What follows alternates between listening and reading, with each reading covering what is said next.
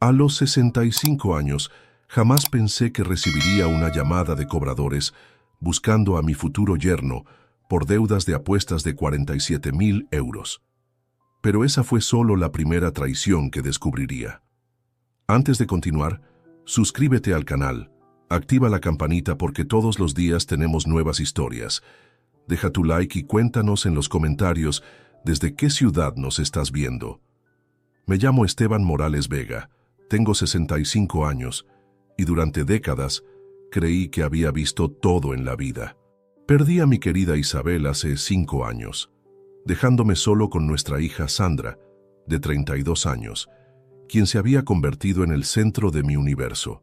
Trabajé durante 40 años como ingeniero civil, construyendo no solo edificios, sino también un patrimonio sólido que permitiera a mi familia vivir con dignidad. El 5 de marzo de 2024 comenzó como cualquier martes ordinario en mi oficina en el centro de Madrid. Había terminado de revisar unos planos cuando mi teléfono sonó a las 14:30. Al principio pensé que era otro cliente potencial, pero la voz al otro lado me heló la sangre. Señor Morales, soy de Cobros Express. Estamos buscando a Diego Ruiz Santamaría. Su número aparece como referencia en sus documentos. Diego, el prometido de mi Sandra. El hombre que supuestamente la haría feliz el próximo 20 de abril, fecha en la que habíamos planificado una boda de ensueño en el Palacio de los Sueños, con un presupuesto de 85.000 euros que yo estaba financiando completamente. ¿Qué tipo de cobranza?, pregunté, aunque algo en mi estómago ya me advertía que no querría escuchar la respuesta. Deudas de casas de apuestas online, señor. El monto actual es de 47.000 euros, con intereses acumulándose diariamente. ¿Puede contactarnos con él? Colgué el teléfono con las manos temblorosas. Durante un momento pensé que debía tratarse de un error, de una confusión de nombres. Diego trabajaba en una empresa de marketing, tenía un sueldo decente, conducía un coche nuevo. ¿Cómo era posible que tuviera semejantes deudas? Pero entonces recordé pequeños detalles que había ignorado. Las veces que lo había visto nervioso revisando su móvil durante las cenas familiares. Los comentarios extraños sobre inversiones online cuando le preguntaba sobre finanzas. La forma en que evitaba hablar de dinero cuando planificábamos los gastos de la boda. Esa misma tarde decidí investigar discretamente.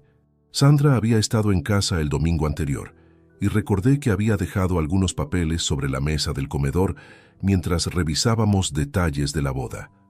Entre esos documentos encontré extractos bancarios que ella había olvidado. Al revisarlos, mi corazón se hundió. Transferencias regulares a sitios web de apuestas, Bet365, William Hill, Wynn. Los montos eran astronómicos. En los últimos 6 meses, Diego había gastado más de 30.000 euros en apuestas online. Y lo peor de todo, muchas de esas transacciones se hacían con tarjetas adicionales de las cuentas de Sandra. Mi hija, mi niña preciosa, estaba financiando sin saberlo la adicción de su prometido. Esa noche no pude dormir. Me quedé despierto hasta las 4 de la madrugada, mirando al techo y tratando de procesar la información. Diego no solo tenía un problema grave de ludopatía, sino que además estaba usando a Sandra para alimentar su vicio. Recordé la conversación que habíamos tenido 3 semanas atrás, cuando me pidió que fuera el avalista de un préstamo para mejorar su situación crediticia antes del matrimonio. Yo había accedido sin dudar, confiando en él como el hombre que haría feliz a mi hija. Ahora entendía que todo había sido una estrategia calculada. El miércoles 6 de marzo desperté con una claridad dolorosa pero necesaria. Durante el desayuno, mientras bebía mi café con leche habitual, tomé una decisión que cambiaría todo. Tenía que confrontar a Sandra con la verdad, sin importar cuán dolorosa fuera. No podía permitir que mi hija se casara con un hombre que ya la estaba traicionando financiera y emocionalmente. El amor de padre me obligaba a actuar, incluso si eso significaba enfrentar su furia inicial. Preparé cuidadosamente todos los documentos que había encontrado, hice copias de los extractos bancarios y anoté los números de las empresas de cobranza. Si iba a tener esta conversación con Sandra, necesitaba pruebas irrefutables. Mientras organizaba todo en mi escritorio, una pregunta me atormentaba. ¿Cuánto más no sabía sobre Diego Ruiz Santamaría? La respuesta a esa pregunta llegaría muy pronto y sería mucho peor de lo que jamás había imaginado. El jueves 8 de marzo amaneció nublado sobre Madrid, como si el cielo anticipara la tormenta que estaba a punto de desatarse en mi familia. Había pasado 2 noches sin dormir, organizando cada documento, cada prueba que demostrara la realidad sobre Diego. A las 18:00 horas llamé a Sandra. «Papá, ¿qué tal?» Estaba revisando las últimas confirmaciones del catering con Diego. Su voz sonaba alegre, completamente ajena a lo que estaba por suceder. «Sandra, necesito que vengas a casa esta noche. Tenemos que hablar sobre algo muy importante relacionado con la boda». Hubo una pausa. «¿Pasó algo con el Palacio de los Sueños? ¿Algún problema con el menú?» «No es sobre los proveedores, hija. Es sobre Diego. Ven sola, por favor». El tono de mi voz debió alertarla porque inmediatamente se puso a la defensiva. «¿Qué pasa con Diego?» «Papá, espero que no vayas a empezar otra vez con tus comentarios sobre él». «Sandra, por favor, solo ven». A las 20:30 escuché las llaves de Sandra en la puerta. Había preparado café y dispuesto todos los documentos sobre la mesa del salón, organizados cronológicamente. Cuando entró, noté inmediatamente su expresión de preocupación mezclada con irritación. «Muy bien, papá. ¿De qué se trata todo este drama?», preguntó, dejando su bolso en el sofá donde solía sentarse cuando era niña, y me contaba sobre sus días en el colegio. «Siéntate, por favor». Señalé la silla frente a mí. «Lo que voy a mostrarte cambiará completamente tu perspectiva sobre el hombre con quien planeas casarte». Sandra rodó los ojos. «Dios mío, papá, ¿en serio? ¿Otra vez vas a intentar buscarle defectos a Diego?» «No estoy buscando defectos, Sandra. Los encontré por casualidad». Deslicé hacia ella el primer documento, el extracto bancario con las transacciones de apuestas. «¿Puedes explicarme qué significan estas transferencias?» Vi cómo su expresión cambió gradualmente mientras leía. Sus ojos se movían de izquierda a derecha, procesando cada línea, cada cantidad. El color se desvaneció de su rostro. Esto debe ser un error del banco», murmuró. «Diego no apuesta.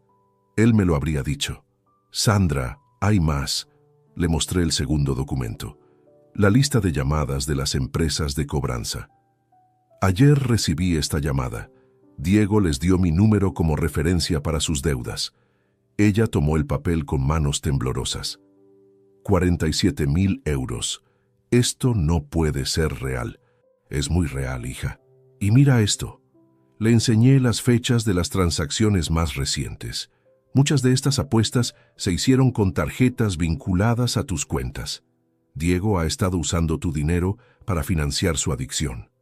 Sandra se levantó abruptamente, caminando hacia la ventana que daba al pequeño jardín donde Isabel solía cuidar sus rosas. «No, no, no. Esto es imposible. Diego y yo hablamos de todo. Él me habría contado si tuviera problemas económicos». «¿En serio? ¿Te contó sobre estas deudas cuando te pidió que abrieras cuentas conjuntas?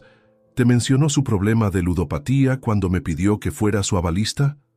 Se giró hacia mí con ojos brillantes de lágrimas contenidas. «Estás exagerando todo.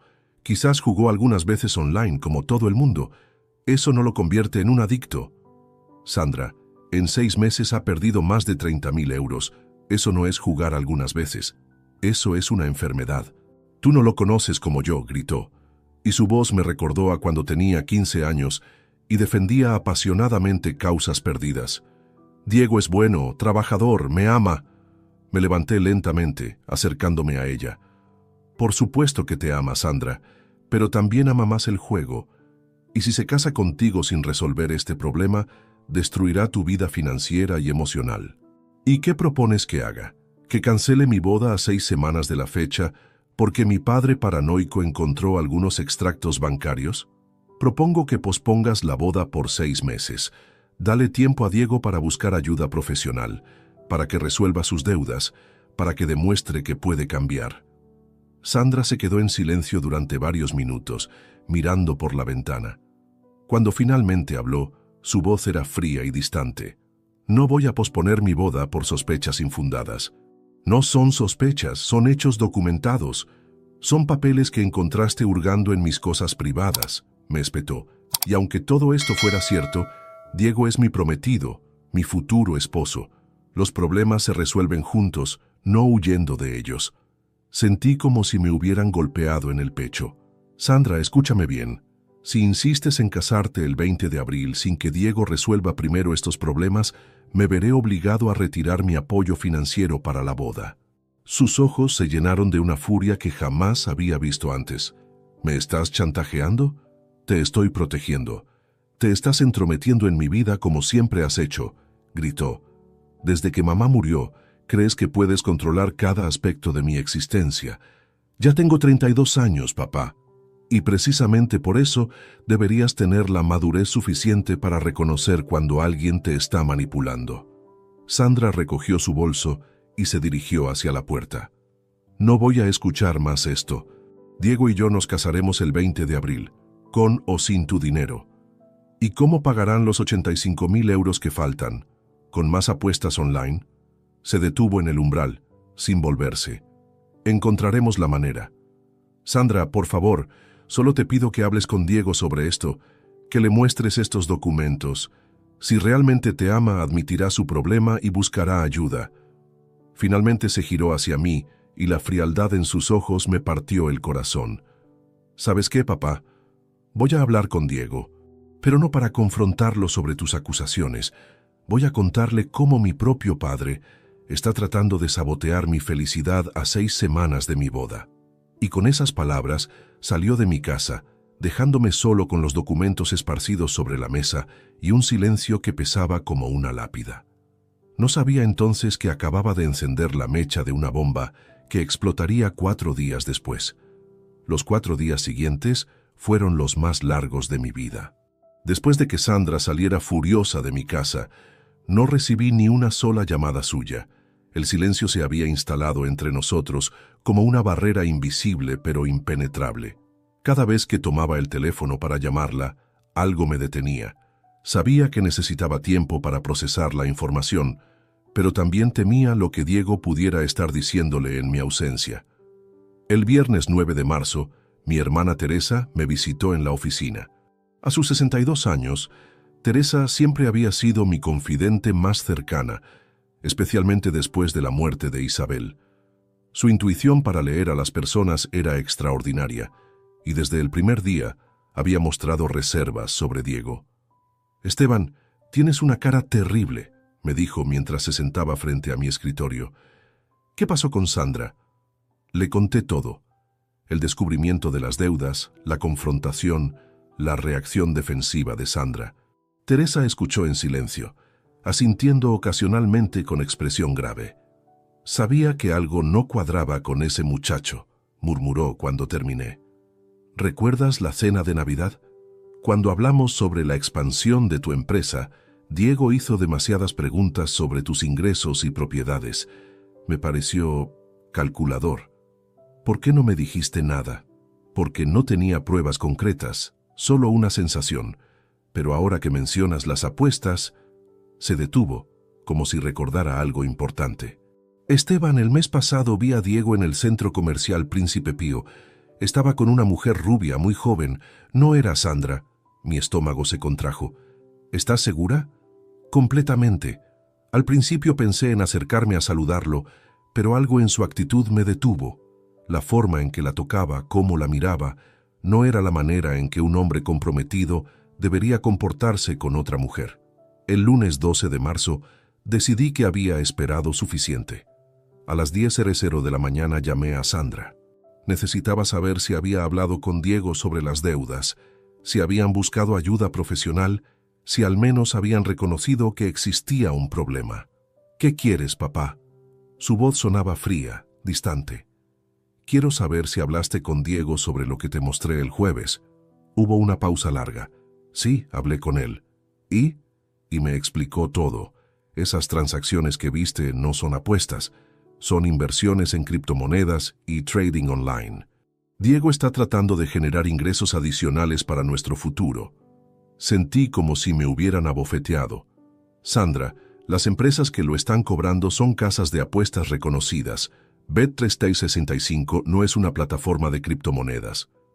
Tú no entiendes nada sobre finanzas modernas, explotó. Diego me mostró sus aplicaciones, sus estrategias de inversión. Todo está bajo control. Hija, por favor. No, papá, basta ya.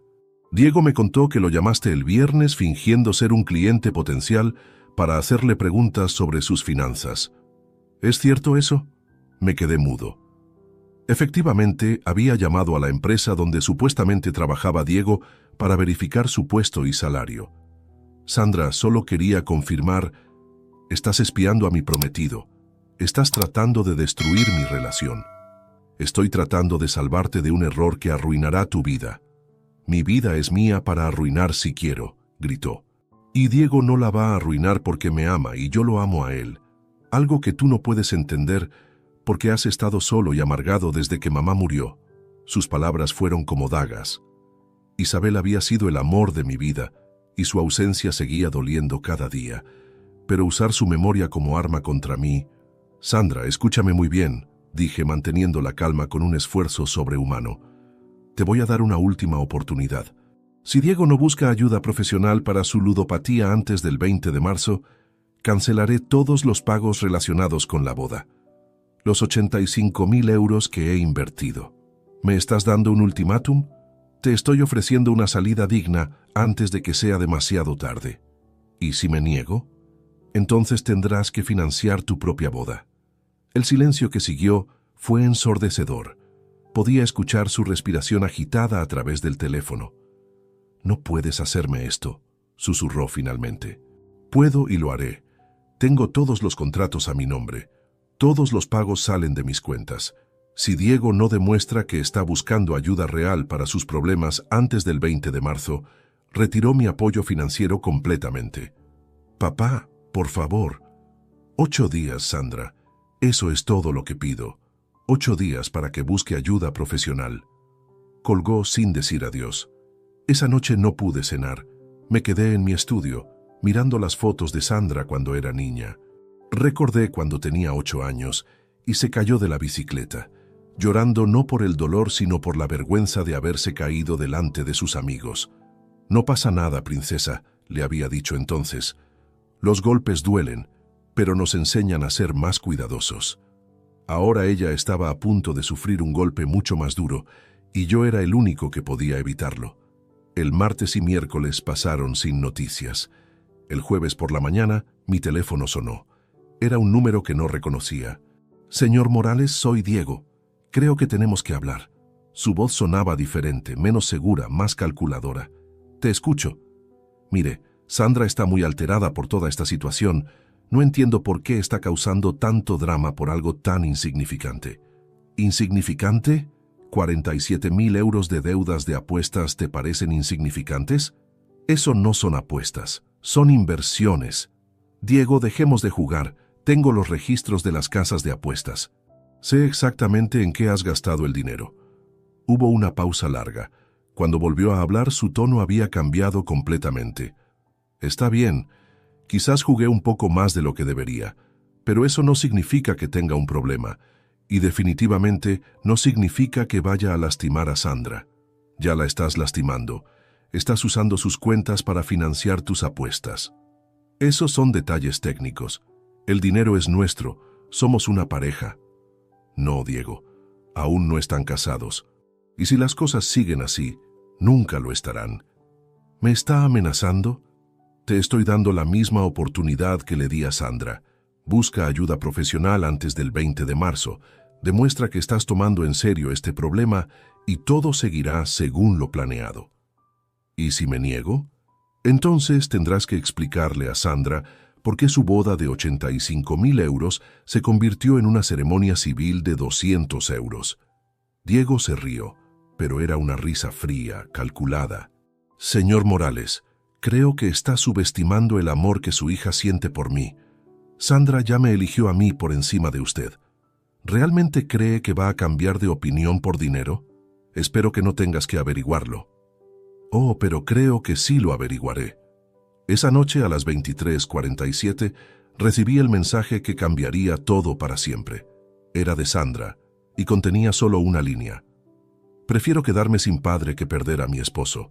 Mientras leía esas palabras una y otra vez, sentí como si algo se rompiera definitivamente en mi interior.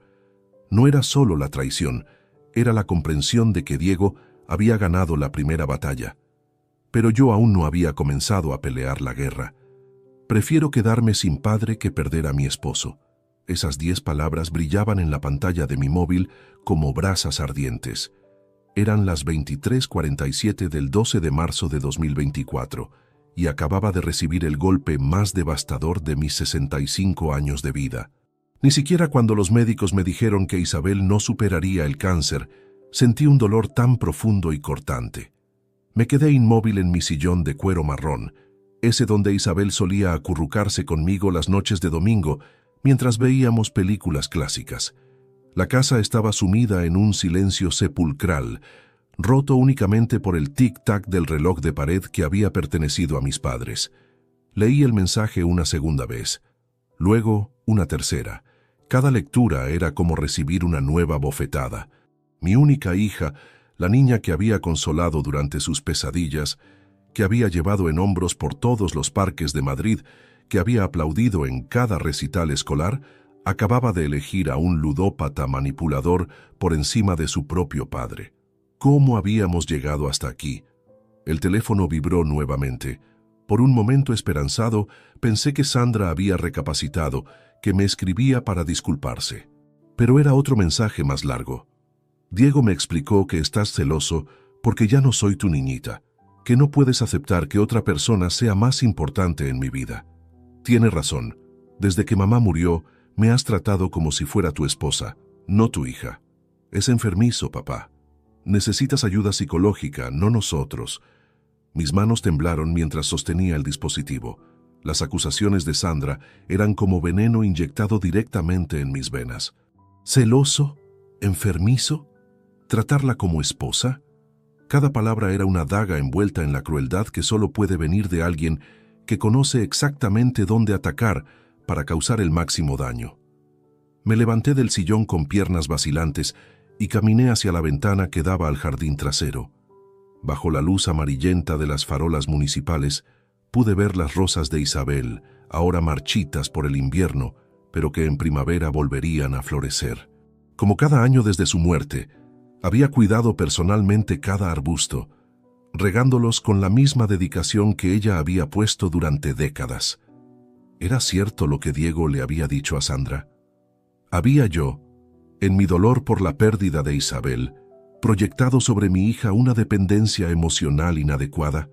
La duda se instaló en mi mente como un parásito, devorando mi seguridad interior. Pero entonces recordé los extractos bancarios, las llamadas de los cobradores, las cifras irrefutables. 47.000 euros en deudas de juego no eran fruto de mis celos o mi imaginación.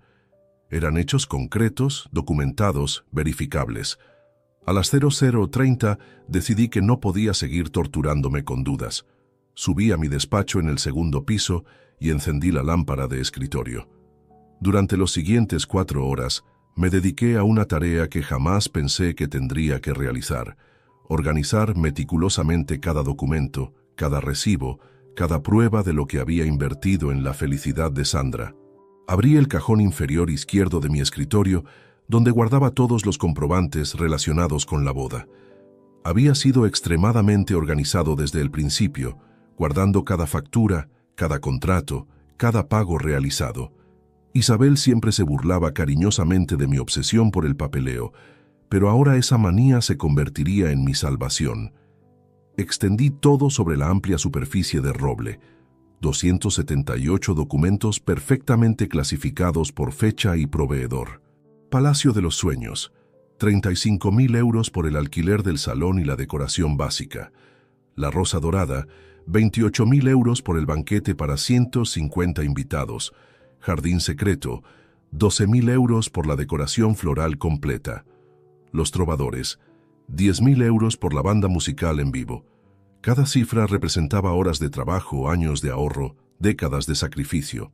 Recordé las horas extra que había trabajado durante los últimos 2 años, rechazando vacaciones y fines de semana libres para generar los ingresos adicionales que permitieran a Sandra tener la boda de sus sueños. A las 4:15 de la madrugada, terminé de catalogar todo. El total exacto era de 85.247 euros, sin contar el Mercedes-Benz clase C de 45.000 euros que había comprado como regalo de bodas y que estaba registrado a mi nombre hasta después de la ceremonia. Mientras organizaba los papeles en carpetas claramente etiquetadas, una calma extraña se apoderó de mí. Era como si cada documento fuera una pieza de armadura, protegiéndome contra las acusaciones y manipulaciones de Diego. Tenía pruebas irrefutables de mi generosidad, de mi amor paternal, de mi inversión total en la felicidad de Sandra. A las 6:00 en punto llamé a Teresa.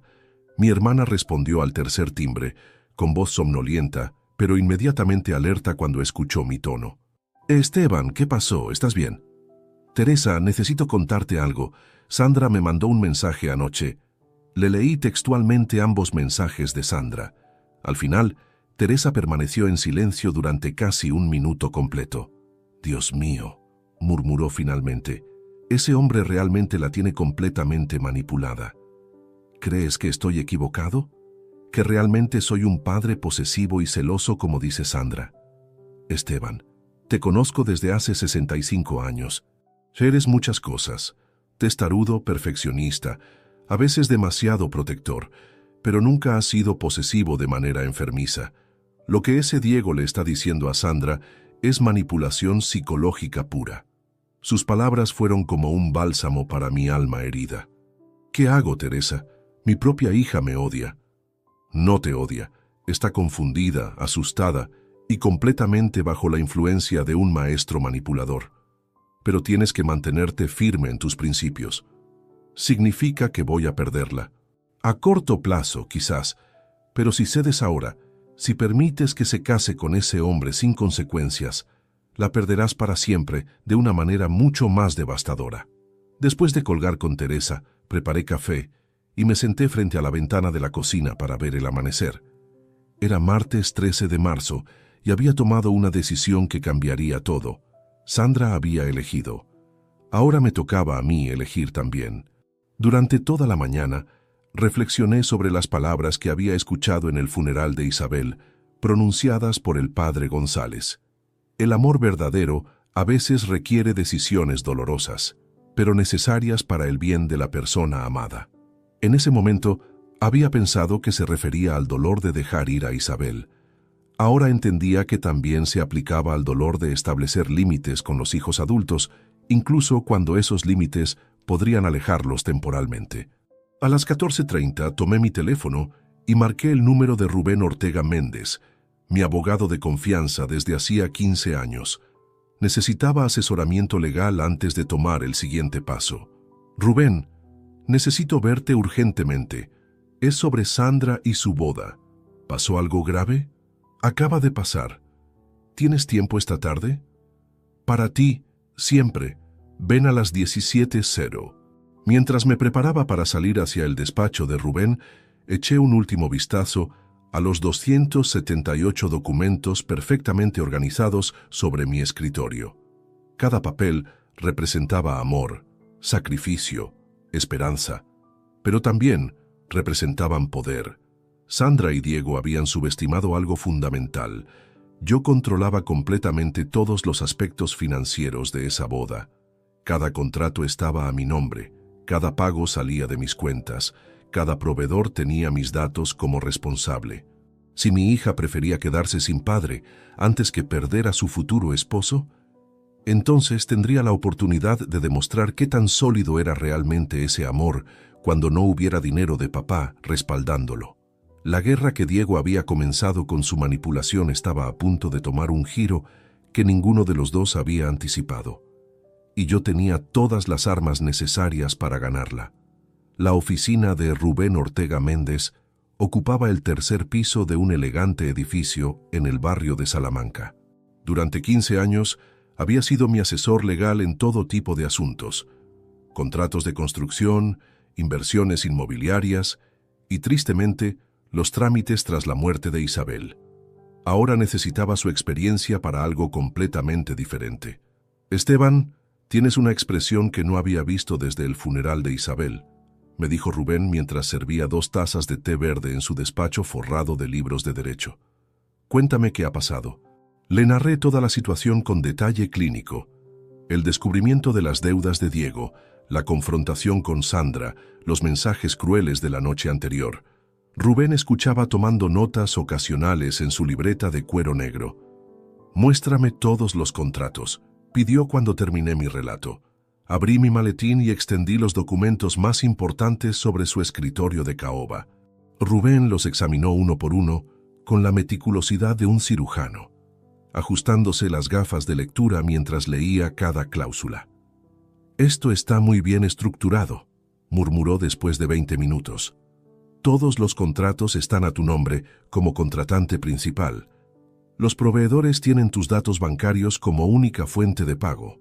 Sandra y Diego aparecen únicamente como beneficiarios de los servicios sin responsabilidad contractual alguna. ¿Eso significa que puedo cancelar todo legalmente?» «Absolutamente, pero habrá consecuencias económicas». Rubén abrió una calculadora digital y comenzó a trabajar con las cifras. «Veamos. La boda está programada para el 20 de abril. Faltan 5 semanas y 2 días. La mayoría de contratos tienen cláusulas de cancelación escalonada». Me explicó detalladamente cada penalización. El Palacio de los Sueños cobraría 3.000 euros por cancelación con menos de 6 semanas de anticipación. La Rosa Dorada, al ser un catering especializado, exigiría 2.500 euros por los ingredientes ya adquiridos y la reserva de personal. Jardín Secreto mantendría 1.000 euros por las flores ya encargadas en Holanda.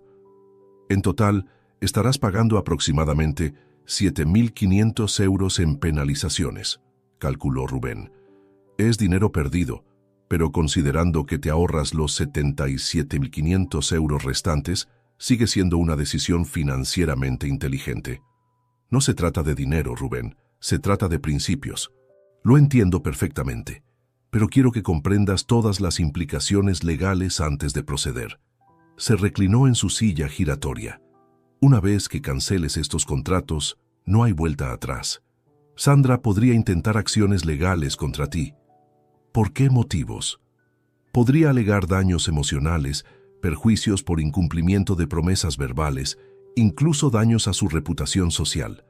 Son argumentos débiles jurídicamente, pero podrían complicar tu vida durante meses. Consideré sus palabras cuidadosamente. ¿Y el Mercedes-Benz? Eso es más sencillo. El vehículo está registrado a tu nombre, financiado con tu crédito personal y aún no ha sido transferido legalmente a Sandra. Puedes recuperarlo sin problemas legales. ¿Qué hay de las cuentas bancarias conjuntas que abrí con Sandra para los gastos de la boda? Rubén revisó los documentos bancarios que había traído. Estas cuentas están estructuradas como cuentas de depósito con 2 titulares, pero tú eres el único aportante de fondos.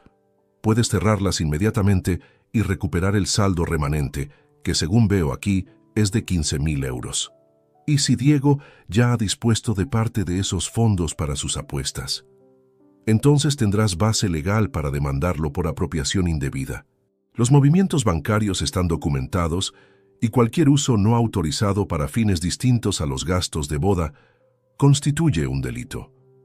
Rubén se levantó y caminó hacia la ventana que daba a la calle Serrano. Esteban, como tu abogado debo preguntarte, ¿estás completamente seguro de que quieres proceder? Una vez que tomes este camino, la relación con Sandra cambiará para siempre. Ya cambió anoche, cuando decidió elegir a un ludópata manipulador sobre su propio padre. Entiende que Sandra puede reaccionar de maneras impredecibles. La manipulación psicológica que describes es muy real y muy poderosa. Diego probablemente la convencerá de que tú eres el villano de esta historia. Prefiero ser el villano que salva a mi hija que el padre complaciente que la ve destruirse. Rubén asintió lentamente. Muy bien. Entonces procedamos metódicamente. Te sugiero que hagas las cancelaciones en un orden específico para minimizar los problemas legales. Durante la siguiente hora, Diseñamos una estrategia detallada. Primero cancelaríamos los servicios más grandes y costosos, el salón y el catering. Luego, los servicios secundarios, flores, música, fotografía. Finalmente, nos ocuparíamos de los aspectos financieros, cerrar las cuentas bancarias, recuperar el Mercedes-Benz y revisar cualquier otro compromiso económico pendiente. ¿Necesito informar a Sandra antes de proceder?, pregunté. Legalmente no. Moralmente, es tu decisión. Pero te aconsejo que documentes todo el proceso. Guarda copias de cada cancelación, cada email, cada conversación telefónica.